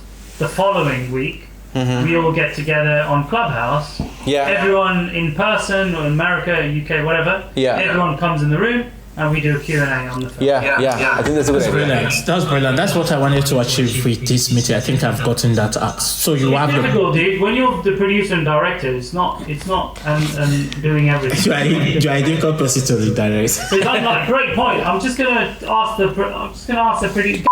Me. And I just asked the producer's like, no, mate, I'm Friday night. All right, on to the next bit in our meeting, which is pitching. So I don't know whether we have the time for pitching anymore because it's already 8 p.m. and we it's have my dinner 9 time. minutes, which is perfect. Yeah. So, but I think Anshul so has. I almost said. no. So cut that. Sorry. So Gift, you were supposed to pitch something, right? I was going to pitch two stories, No problem. but Uppili has wasted a lot of time because when you're pitching, it's not just to pitch. Uppili and Kozumbo. Mate, I've just wasted 3 hours of you guys. No. You, like- for us to get this point out, Gift, it took I think the us first a thing while. is we need to agree is we are pitching a short film or a feature film because you see ultimately if it's a feature film, if it's a feature film, I would say we should set up a meeting just to talk about what we're going to do. Because if I pitch, I have 2 stories ideas I want to pitch, and I have to like tell you the story, a point. Can I just ask something? Because I think I'm almost too much. I know I talk a lot as well, but I still haven't got clarity. I know I've got clarity on what you guys want, but the 3 of us haven't got clarity. So I understand you're doing a short, a gift, and sure you're doing a feature, and you're in that process. And I think I've explained what I'm doing, but we haven't explained, like, 3 of us. How do we all work? What are we looking for? You haven't explained what are you looking for in the 3 of us. Like a triumvirate. Do you want me to go ahead and give? I call it triumvirate. It's like the Romans used to say. Do you want me to go ahead and give it a shot? What I want to do for the 3 of us. Yeah. If you guys are ready to listen to this, my idea for the 3 of us is that, and I'll bring it from my perspective. I have a feature going that is on its path already. I don't think the feature has progressed to a point where I don't think if any one of you wants to come on board just to help and advise, which you are anyway going to do because I'll be asking you questions as an advisory group, feel free to do that. And I'll be doing that in future. But for the 3 of us, I really want to choose one project. And I think it's a feature project, which is ready to shoot as possible. Meaning if it's at the script stage, we're at the script stage. If it's at the concept stage, we develop together. If it's already somebody shot something, even better. We 3 of us join hands. We make that project happen. And for me, that project can only be a feature film. Because short films, I know the long of it is that you make a short film, it can come out really fast. You go and put it on a platform, or you go show to somebody and you get money for the next film. Like what Gift was saying in our previous meetings, that people make 3-minute short films and they actually get money for their next project. If they get money. If they get money. Okay. But for me, I think no one cares. is the idea of doing a feature together, is the idea of doing a feature on a small amount of money with the equipment that we have, with the resources that we have, with the actors that we can get, and with whatever crew that we can access, and we do it in London. Or wherever we think we can do it in UK, we do that project, and I am ready to do, and we make this film, and then we show the world that we know of, meaning the BFIs, and some of us may even get a contact to pull together to even get it to some Netflix executive to watch it. You know, the idea is that 3 filmmakers from 3 different parts of the world came together on a story which they liked a lot. Like for example, Ravenous. All of us liked equally. I want us to come up with a story which all of us like equally, and we can just make the fuck out of it. Like really make the film. And we are all experts here in this room of how to make a movie. Like we are experts enough to teach people how to make a movie. We can pull together resources to make a movie. So like I can edit the film, somebody can help shoot the film. I know a bit of camera myself, but if you get somebody like a shooter, even better. You guys shoot, I shoot as well, but can you shoot but no, somebody has to direct. Somebody has to direct. No, so somebody has to direct, and the person who directs cannot touch the camera. Okay. That's the idea. So the person who's directing is charge of directing, and the three of us have to decide who's the best person to direct, who's the best person to edit. We basically make the film on our resources, and we put it out in the world.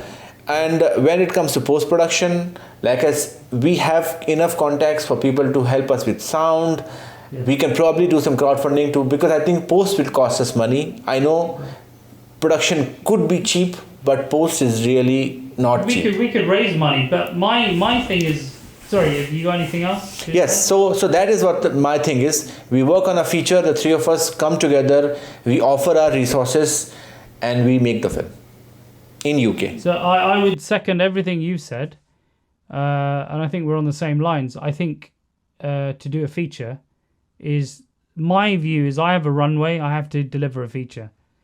And I don't care about whatever, but I need to deliver a feature. I'm happy to work with you guys on another project as well, because I think we get on well.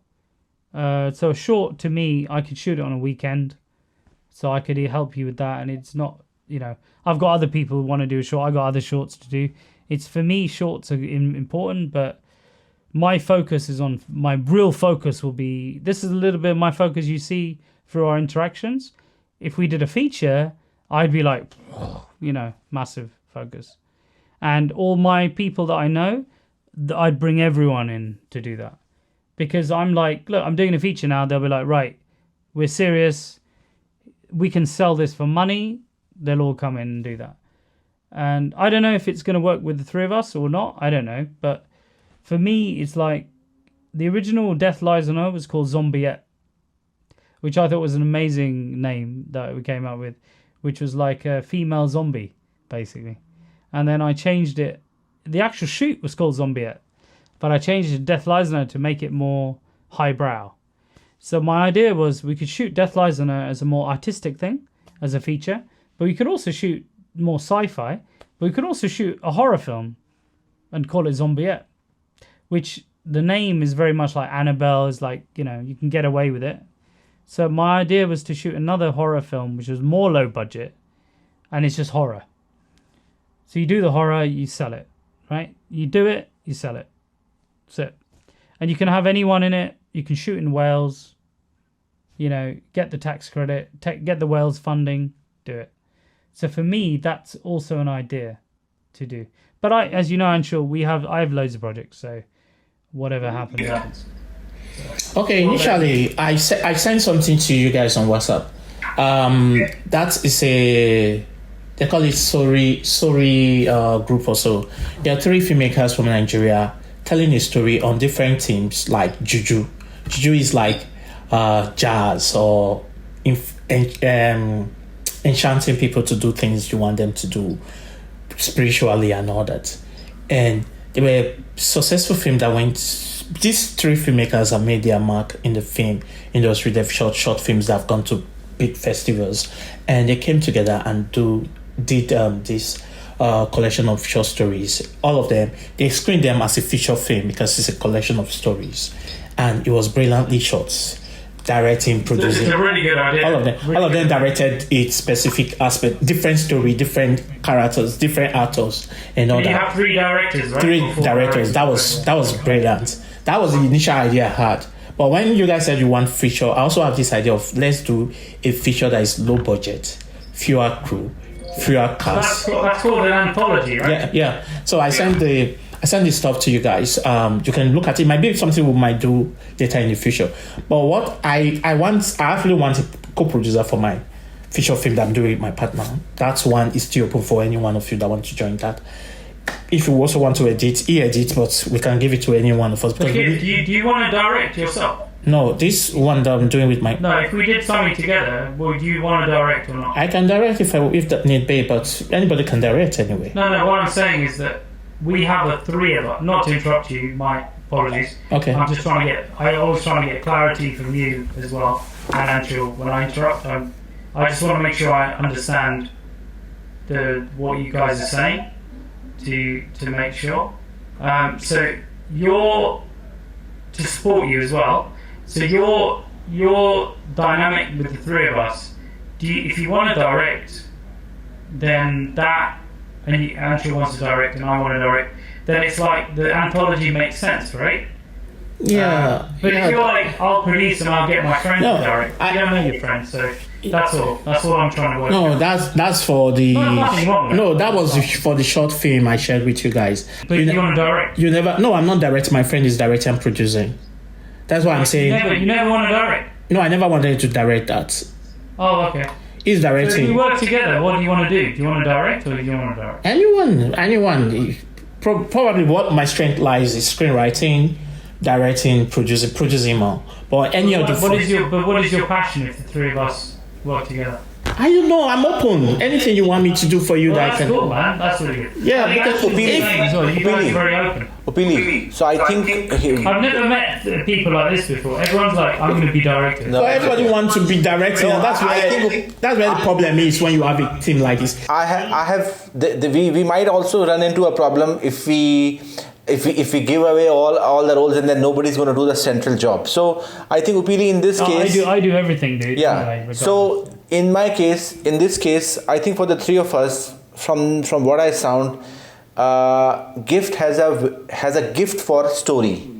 I really see that a lot, that when you tell him a story, he actually gives very proper input on what the characters are doing and whether they're working or not, and how to make the story look better. Basically, improve the story. Yeah, holy shit. And Some of the stuff he said about the film Yes. was like spot on. so deep. I Yeah, was like, spot on. holy Yeah, and also I've read He's his a very, very screenplay. clever guy. I've read a screenplay. So the screenplay also, which I read from the short film, was very like I was impressed. So I feel like and correct me if I'm wrong, Gift, but you also have a lot of producing chops, and producing doesn't mean only producing, meaning the tech stuff. You could always do creative producing, which is give your input on the story and direction as well. Well, producers are creative as well. Yeah, Producers creative producing. are not. And I think in this case, Uppili, based on you keep talking, I think you've spoken a lot about the fact that even when we met during the BFI festival, you were very not adamant, but you were very passionate about the Death Lies on Her. It's a finished piece that you have, and you said that you have a longer kind of version of it, which you can make it into either a horror. I'm actually all up for doing a horror. Horror meaning the kind of horror that I saw in Ravenous. More artistic, yeah. Yeah, exactly. I don't want to make Guys. horror like that we used to see back in the day, like Exorcist. Not like the blood and guts. Exorcist, I don't want. I want yeah. this Ravenous kind of horror, which if we can sci-fi set up kind a of story, something around that kind of line, then I'm okay to come on board, help in production. I'm okay to edit, and I'm okay to do all of that. Why don't you do, Uppili? Why don't you direct?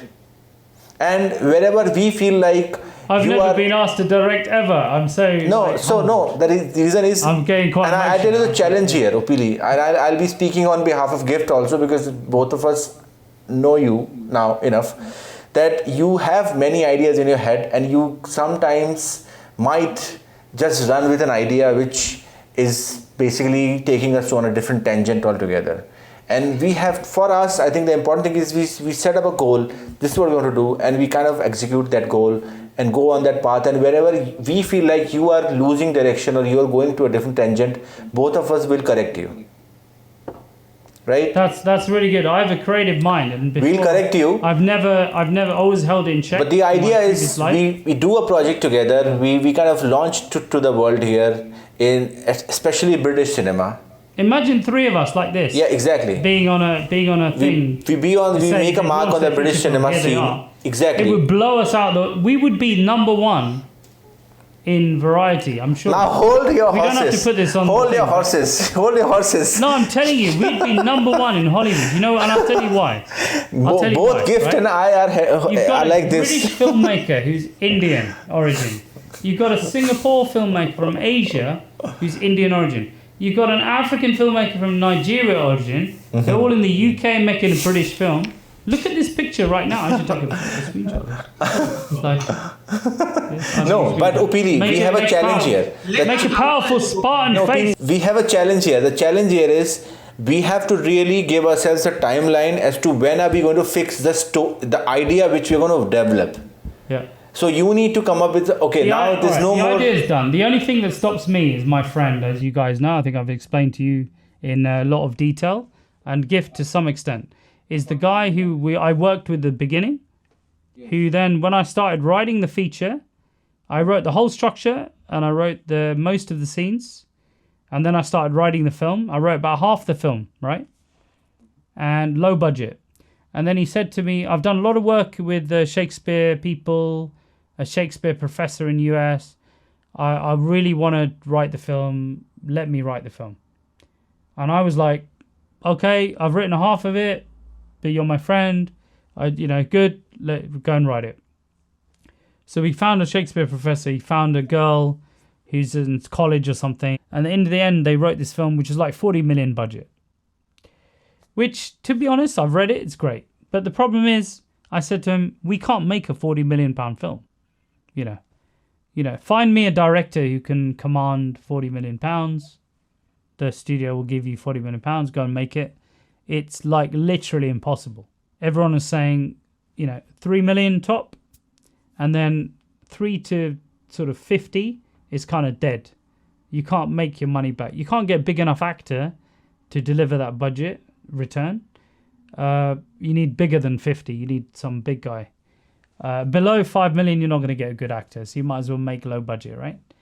And when I was in Cannes, I actually spoke to the head of a big distributor in UK, the biggest, really famous one that went out of business.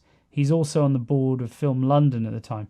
He did a talk and he said to me, I spoke to him after in the British Pavilion. He said to me, what you've done is great. The Romeo and Juliet in the future is great, Shakespeare thing.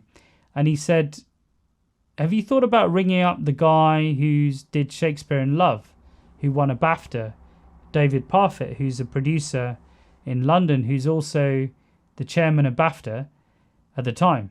He said, give him a call. And I said, the guy's not going to give me answer my phone. So I rang up the company, production company, and he actually answered the phone. Not the PA, he answered it. I was like, holy shit. And I said to him, look, I got this thing. And he said, Uppili, I had the Shakespeare 400th anniversary in London. They did a big thing all about Shakespeare. And they asked me to manage it. And he said, unfortunately, you're too late to put your film in for that. But he did say to me, let me give you some advice on what to make. And he's the one who said, don't make a film for in between that dead zone. Don't make a film after, 3-4 million up to 20 or whatever it is. Because that zone, you can't get the actor that will be there who's good enough to return the money for that film. It might have changed now, but in that time it was like, can't do it. And also above 20, you can get bigger actors, you'll get the return, right? So below 5, you can find, emerging people, and it's only 5, so it's not going to be a problem. So he's the one who gave me that advice. So that's the explanation of why, this probably won't be, screened, but that's probably why, I haven't, because what the problem I have is, I'm very loyal, right? So when I work with people, I'm not going to, say the 3 of us made a film, I go to Cannes with the film, I get invited to a secret party you guys don't know about, and they say to me, get rid of these guys, let's make a bigger film based on your film. And it'll be massive, we'll have dinner in it, but all we need is you to get rid of these 2, yeah? I will say no. They'll say, look, we'll create your career, you'll have money the rest of your life. I'll say no. Because for me, I have this thing about integrity, right? If I promise somebody, my word is all I have in the world. So if I give someone my word, that's like me, right? So if they have any think about if Uppili says something and he doesn't do it, you do that enough times, what are you worth? Even if you're a rich guy, whatever, you're worth nothing, right? Because your integrity is very important. And I find my integrity is very important. And in the financial services industry, it was a bit easier because if you didn't have that, you have contracts and stuff to support and protect you. In the film industry, you don't really have that, you know, and that's my thing. But it's a sad thing. I think integrity is important. Yeah, I mean, gift. Yeah, I was going to say something. Two things. Yeah. For the fact that I know you can actually make a low budget horror film and make it.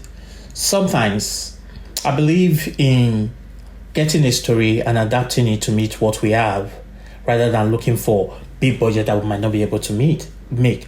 And how do we see simple stories like Get Out? Get Out was a no budget film.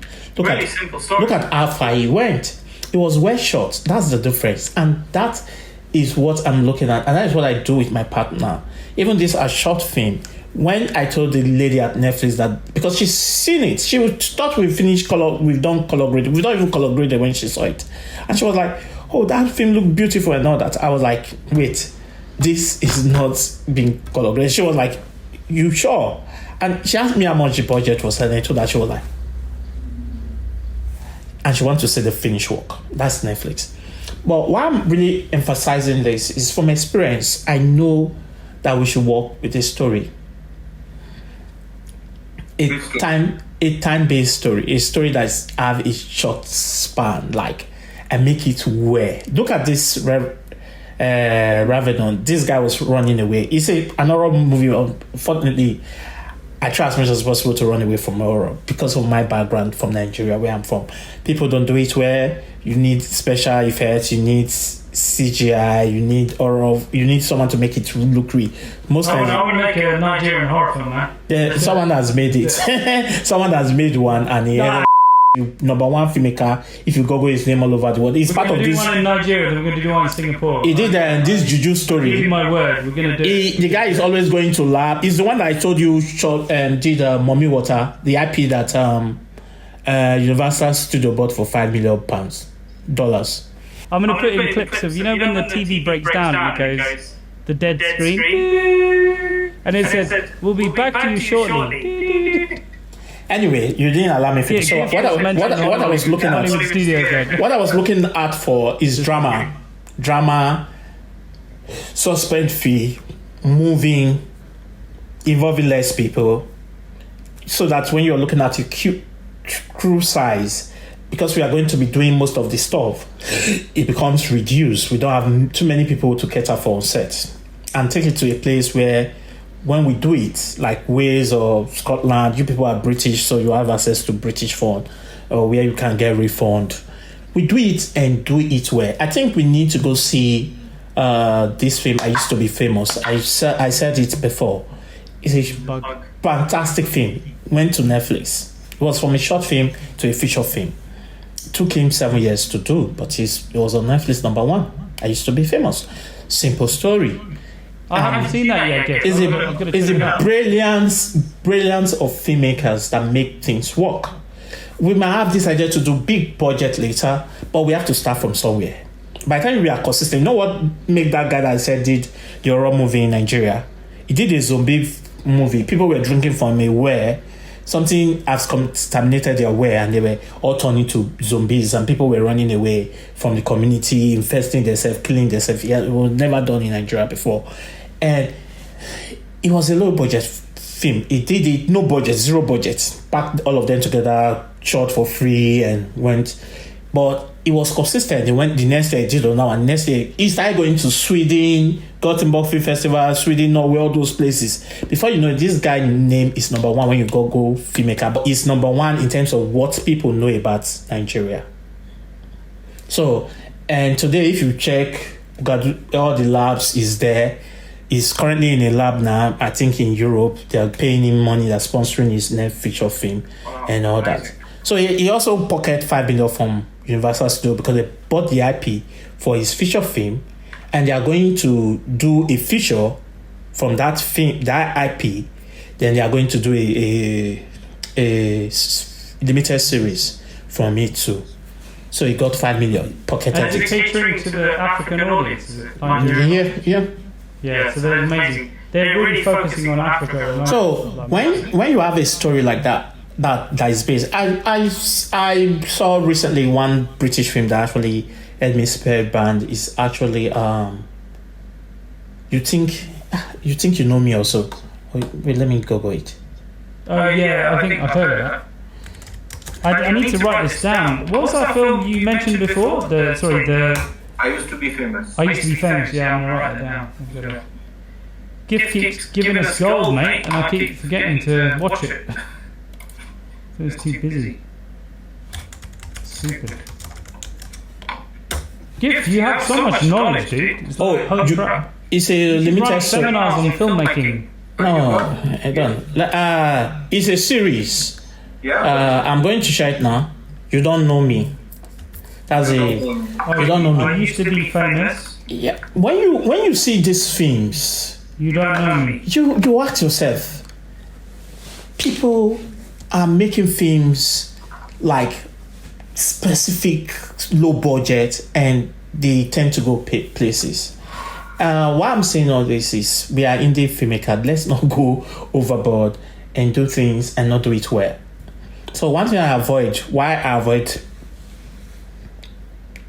horror and special effect film is from my background. I tend to avoid it in script. I tend to not write things that will make people to go and be doing, because it costs us a lot of money to do special effect and for people to do it well, because I've seen some that they do. I'm like, oh my god, it's not as good as what they are doing in Hollywood, so why should I put it there? I wouldn't even want to put my name there, so I try as much as possible to avoid it. I just want us to finish the color grading and the sound of my film. I will do a premiere for you guys. We'll watch it and we'll discuss it, and that's the one I produced with my friend in Bradford. But I'll let you guys see it very soon, because I think before the end of this month we should be done with it for it to go to festival. So we'll share and we'll see and discuss it. Speaking of which, I should show you helpline, but I'm like really concerned now. Why are you I have to concerned? open another bottle of wine before I have a. Why are you concerned? It's just that actual fete is already late anyway. But So- truly, irrespective whether you guys have or we just one thing I want us to be open-minded is I have two story ideas that I'm currently thinking of working on. One, I gave someone to write for me because I wasn't chance to write it. But I will share it with you guys. And then the second one is a story that I've been conceiving in my head, which my partner said is fantastic and he wants us to work on it. But I think I can also share it with the group and probably we'll think of how it will make it work. I just have a simple story. That was why I think I sent it to you guys in the group chat.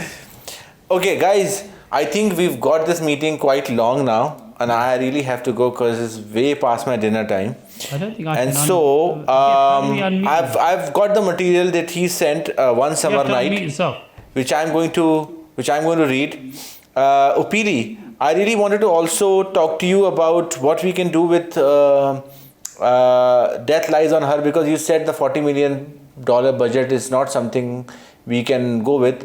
We both wrote the short, so we both have the rights. I spent all the money on the short, I'm producing the short. I actually own the film. So he wrote the feature because he wanted to write this big thing. And it's more Shakespearean as well, it's all Shakespeare. And I already know that's very difficult to produce, and he's gone to Hollywood, he's tried, Hollywood's not interested, to do a big £40 million Shakespeare film. It's like so complex language, it doesn't translate globally. If you are, doing pure Shakespeare, maybe, but if you're mixing it up with your own stuff, it's very difficult for people to understand. On a short you can get away with it, on a feature, don't know. Plus you've got like all sorts of stuff in it that's like so expensive. It's not enough budget to get a famous person in, I don't think. That said, he could make, when we will do a few films and then he gets famous and, he pitches that and they make it. Why not, right? So in regard to that, I think I'm open to making Death Lies on Her feature myself. Okay. And I wrote it already before, I've just got to dig it out and start again, and to finish what I started, and also the other idea is Zombie, which is the lower budget, even lower budget version, but it's more of a horror film. So Zombie is like a horror film about a female zombie, right? But Zombie means female zombie. Okay. And it's known in the horror community. that term is known. So that zombie is a great idea for a film. And that's why I let it go. But what's the story? It's a great idea as well, but it's more artistic, it's more sci-fi, you know? What is the It's more story? higher budget, you know? So, That's the storyline. What's the story? for Zombie, Yeah. oh, Zombie is very simple. It's like load of unknown characters go to a farmhouse. There's a sort of ancient tale about a farmhouse, right? And they find an artifact, and the girl who's one of the people with them gets infected with some sort of thing, and she goes around killing everyone. And then they all turn into this creature, and they all so typical horror film. Like if you've seen them, like that's what I wanted to do. But I wanted to do deliberately. I wanted to do it as a standard horror film, you know. So people who hire this film, they know what they're getting. It's like Hollywood would like it. It's like a standard, you know. This is the kind of film we're trying like we did with the American, the one I told you to watch, you know. That's a traditional film. It's like Walking Dead in a way, isn't it? Yeah. It's like got a bunch of people randomly brought together. The zombies try and attack them and kill them. There's so many TV shows like Black Summer is another one. A similar thing. There's so many Resident Evil is another one. If you had one feature to make with whatever money you have right now, like say 100k or 50k or let's say, you will put everything in this feature. I would try and make either Death Lies on it, because it's a horror sci-fi, and if you can make a low budget, I call it lo-fi. I've seen them in Sundance. They've done quite well. It's my next recommendation for you guys to watch. There's a film called Another Earth. You should watch. Sound of Her Voice is the other one. And there's an actress who studied at university with two directors, and she's a writer as well. And she wrote with each director, and they both made a film. So she was in both, and she ended up getting both into Sundance. Okay. And if you hear her speak, she's very eloquent. The directors are just sitting there going, yeah. She got valedictorian at university in America, which is meant to be a big thing. So in addition to doing the film, she also got valedictorian, very clever. And they went on to do a show on Netflix called, or Amazon's called The OA or something. Okay. It's like a sci-fi about a girl who's found after many years, and she wakes up from her sleep and all that stuff. But her name, I forget her name again. But there's a film called Sound of Her Voice, and Another Earth is the other one. What I love about Another Earth is it's similar to the film I told you guys to watch, but it's more sci-fi relationship. So the one I told you to watch is more horror, drama. I would say it's a drama film with horror, in a horror world. This one is like a drama film but in a sci-fi world. So I would say it's a bit like a lo-fi, I call it. So that's the kind of film I want to make, something that's lo-fi. I'm not wedded to, to making something that I already have created either. I'm also conscious that if I'm directing and I'm creating something, why would I just get you two to just come in and help? Why not do something where we all have input, right? That would be cool too. I'm a writer, but I'd love to have maybe three of us write something. Imagine how powerful that would be. Nigerian, Singapore, UK film. That would be crazy, right? But it's a sci-fi horror. That would be crazy. Yeah, but also I know you don't like horror, Anshul. No. I mean I like horror, but that's why I wanted you to watch this film. Not all horror is horror. Yes, exactly. This is like, I'm open to horror film as well. At least I watched this to you. The reason I say horror as well, everyone I've spoken to has told me, Elliot Gray and Ravenous, the best way to get started in feature, take a couple of unknown actors to a house and what that means is take a couple of unknown people to a house, one location, and make a horror film. Because horror is the only genre that allows you to take unknown actors, ensemble group, to one location, make a film, and you'll still get a return on the film. So that's why people who are investing, they love that. And they know that. And Netflix, I'm always looking. I want to watch a horror movie tonight. What can I watch? I want to watch a sci-fi tonight. What can I watch? So it's kind of those. I want to watch a thriller tonight. What can I watch? Uppili, I need to go. I have my friend waiting to have drink with me since 6 p.m. Well, your friends are here drinking with you, and you decided we're not your friends. So I won't forget that. But I'm happy to. Okay, Uppili and Gift, both, I heard both the stories. I have to say that we have to reconnect with talking about, like, this is the tone we need to talk about in the next meeting. So that we can choose, on my movie, so right? we can choose an idea. So Uppili, And your you send the limo. Gift, Uppili, you started again. You're not so sure. You're not even starting making plans. Gift is going to come down in his limo and we're going to watch my movie. because you see, your pitch to zombie-esque, right? Zombiette, yeah. Zombiette, it sounded too simple. Sorry, brutally honest, yeah. Sounded no too budget. simple, and I felt like, for example, I know that I would love to be part of that movie because it's contained, it has got limited actors, and we can create all kinds of drama in that space. But if we come up with a vision of, like, for example, what we watched in Ravenous today. So the vision, if you are creating something like that, in which we know we are watching a zombie movie or a horror movie, but there's something different about it. Like, there's something sophisticated about it. There's something classy about it. It's not this bunch of stupid, inane people going to a house and just killing each other. Yes, Because I find there is that is a classy thing. There is a classy thing to it. Yes. And I haven't told you what it is yet. Which is? What is it? Because it's a secret. Oh, you don't want to reveal it, is it? We have to have some sort of, cliffhanger for this conversation. So. Anyway, But when you hear it, Anshul, you will be like, holy shit. I've shared my script with you guys. Anshul will be like, holy shit, I'm going to do this one. I've shared my script with you guys with all mindset that the script is not leaving this group, 3 of us. Okay? Yeah. Just the 3 of us and everyone I've sent it to on holiday. You're all reading it, mate. There's about 20,000, I think, the link is so far. Oh, Anshul, I need to leave Uppili. Uppili, you made my... I don't even know what to say again. What is written on this, your cap? I've been trying to read it. It's, is it in reverse? Preserving the vision Preserving the vision since 1949. No, it's what is it? Preserving the vision since 19... I can't read it. I can read it. Preserving the vision since 1949. BSc. What is that? Do you know what the BSc is? No. It's the British Society of Cinematographers. That's They right. have an event every year, and if you're into technology, you can go and hang out with them in Battersea, and they show you all the latest cameras and people shooting on film still, lenses, and it's really nice if you're a technology person.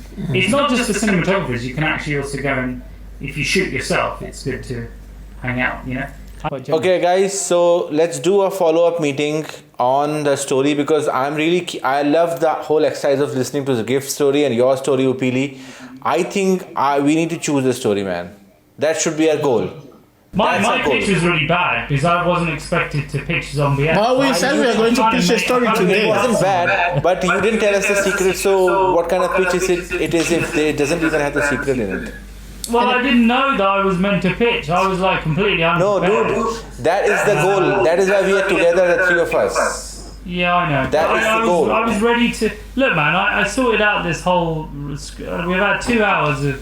Yeah, 2 hours plus I've now. got sound design here. If I showed you what I've got here, I'll try and show you. Look, it's kind of impressive. Look, I've got like proper gear, man, going on here. Look at that. Beautiful. Zoom 6. Wow. I think it's the H6, yeah. I was going to get the H8, but it was... This is good. Yeah, I've got my BBC mic here. I've got my sound man in the background recording. I've got my assistant over there shaking her head. Okay, Anshul, got a whole I will leave you with Uppili. Uppili, my friends have been waiting for me since 6. Okay, man. Cool. I need to run. Okay. We'll catch up one more time and talk about the story, because we need to choose the story we're working on together. So it's been great chatting to you guys. Hope you all have got some good feedback and interesting stuff from that. Thank you for joining us for the first indie filmmaking podcast. And I'll just do you guys want to say a few words before we go? Yeah, it was a lovely catch up. The 2 of you, Gift, Uppili, both of you very, very talented filmmakers, great story ideas, and some very, very fantastic films that we talked about. I would love to continue to talk about this in a further chat and keep going, keep learning, keep sharing. Thank you, brother. It's lovely to have you here. What about you, Kim? I think I know you want to rush off to the pub now. So. I think it has been a worthwhile journey having to learn from you guys and discuss more about film. And it's something I look forward to because we learn every day and we learn from each other. I also like the opportunity given to me to share my own story and ideas as well. Thank you. Thank you both for coming. Thank you very much. Two of the most amazing film people I've ever met in my life, and I've met a lot. Yeah. So thank you for joining us, and we'll see you on the next one. Yep, thank you guys. See you soon.